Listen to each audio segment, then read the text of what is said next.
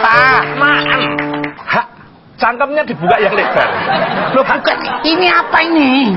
Doromu ini sehat walafiat kok. Doro ini benar-benar nggak ngikuti perkembangan zaman. Menurut analisa saya, sekarang ini yang disuapin bukan hanya orang-orang yang sakit. Sekarang ini orang-orang yang sehat badannya malah minta disuapin. Bupati, wali kota, gubernur, anggota dewan, semua itu sehat-sehat badannya, tapi tetap doyan disuapin.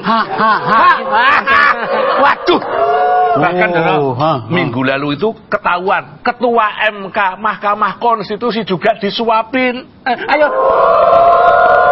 Tunggu dulu. Saya itu berkaitan dengan kejadian apa itu Pak MK itu ya, apa namanya itu? Ya Pak Akil itu. Saya sungguh prihatin loh. Rakyat marah kan ya? Saya bisa merasakan kemarahan rakyat itu. Saya itu bertanya biar saya tahu apa sikap Ndoro soal ketua Mahkamah Konstitusi yang ditangkap itu. Gini deh, yang penting itu jangan gebyahuyah loh. Gebyahuyah itu apa bahasa nasional? Pokoknya gebyahuyah itu generalisasi. Jangan membuat generalisasi, ya kan? Jangan menyamakan semua orang, ibaratnya satu jelek, masa semua jelek. Kalau ada tikus di lumbung, masa dibakar lumbungnya? Jangan dong. Kehormatan.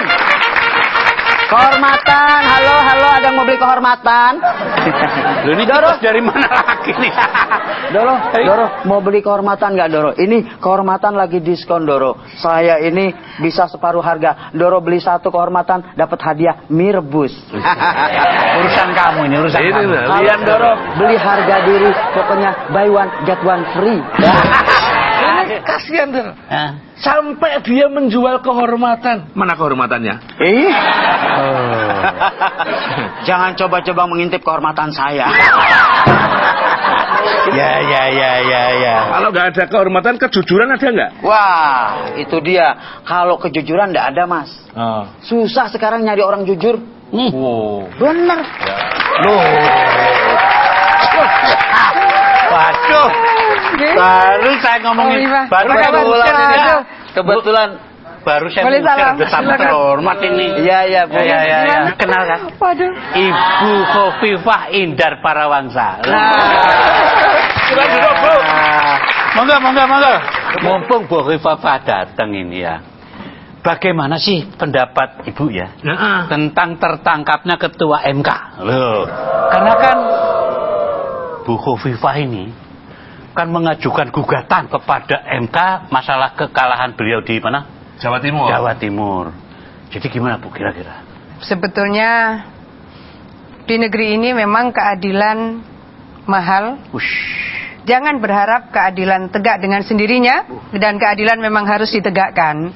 Meskipun misalnya konstitusi itu Undang-Undang Dasar 45 menyebutkan bahwa ada lembaga sedikit di bawah mahkamah akhirat. Mahkamah akhirat. Ya, sedikit di bawah. Bingung ya Bu, apa mah ditegakkan menegakkan, tegak sendiri itu. Enggak ngerti dah. Ya biasanya kalau mau tegaknya kuat ya perlu alat bantu. Jadi gini Bu, kembali kepada MK ini. Bila nanti terbukti ketua MK itu menerima suap, ini kan masih dalam proses ya Bu ya. Artinya pilkada itu memang benar-benar mahal ya. Jadi untuk menang itu biayanya mahal. Karena harus bermiliar rupiah untuk menang. Jadi ada sesuatu yang mungkin kita harus lihat bersama, bahwa ada doping. Doping itu kalau di dalam dunia olahraga, di dunia manapun, dia sudah dapat medali emas, ketahuan dia pakai doping, diskualifikasi. Betul. Nah, tidak sportif itu Bu ya. Nah, di negeri ini tidak ada itu, maka tidak akan pernah jerah. Mereka yang menggunakan doping, mereka yang melakukan abuse of power, tidak pernah ada punishment yang bersifat menjerakan.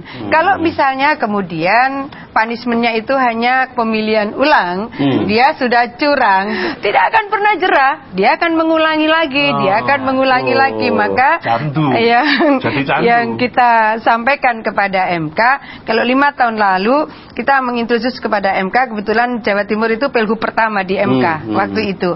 Kita sampaikan ini ada pelanggaran secara TSM, terstruktur, sistematis, masif. Itulah yang kemudian dipakai sekarang. Waktu itu kita ingatkan bahwa ada DPT fiktif. Nah, ini loh kita temukan softwarenya. Ternyata dengan NIK yang sama itu muncul bisa 1.500 lebih.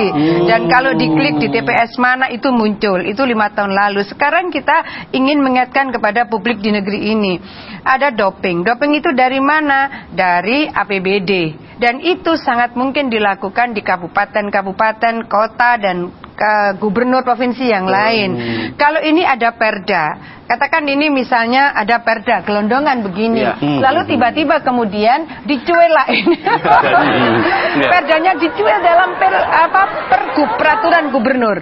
Peraturan gubernur ini tiba-tiba menjadi legal gitu, karena memang gubernur itu punya hak untuk membreakdown perda. Tapi kalau kemudian pergub itu adalah membagi duit rakyat, lalu kemudian dibagi-bagilah, suka-sukalah itu. Ya kan betul, waduh, itu uang rakyat kembali ke rakyat, betul. Caranya itu. Cuilnya itu. Diadukan ke Mahkamah Konstitusi.